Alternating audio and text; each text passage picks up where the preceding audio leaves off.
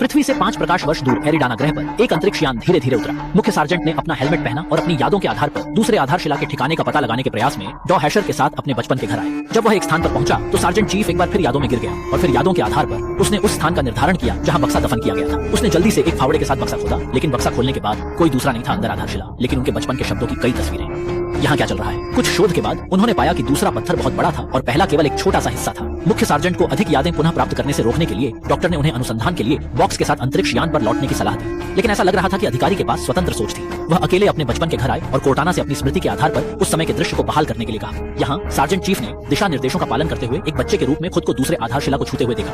उन्होंने दूसरे आधारशिला के स्थान का भी पता लगाया, लेकिन उन्हें आश्चर्य हुआ कि डॉ हशील अपने बचपन के घर में कैसे दिखाई दे सकते हैं। डॉक्टर ने खुद के साथ क्या किया? उसने डॉक्टर को वह सब कुछ बताया जो उसने देखा था। उससे पूछा कि जब आप बच्चे थे तो आप मेरे घर में क्यों दिखाई दिए थे और मेरे माता पिता अभी भी जीवित थे, लेकिन आप मुझे अनाथ बताते रहे। यह सुनकर डॉक्टर ने अतीत को धोखा देने के लिए उस वर्ष के झूठ का उपयोग करने की कोशिश की, लेकिन अधिकारी निश्चित रूप से उसके झूठ पर विश्वास नहीं करेंगे। दूसरी ओर संयुक्त राष्ट्र कमान के भीतर मंत्री की बेटी हेलेन स्पार्टन योद्धाओं और आधारशिला के बीच संबंधों का अध्ययन कर रही है। उसने शेष 3 स्पार्टन योद्धाओं से कहा कि वे अपने हाथ आधारशिला पर रखें ताकि यह देखा जा सके कि क्या वे मुख्य सार्जेंट जैसी ही स्थिति में होंगे।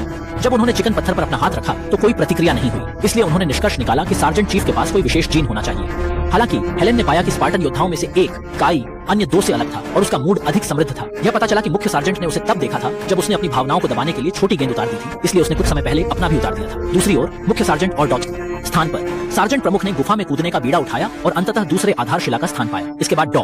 तो मुख्य सार्जेंट और डॉक्टर के बीच क्या संबंध है?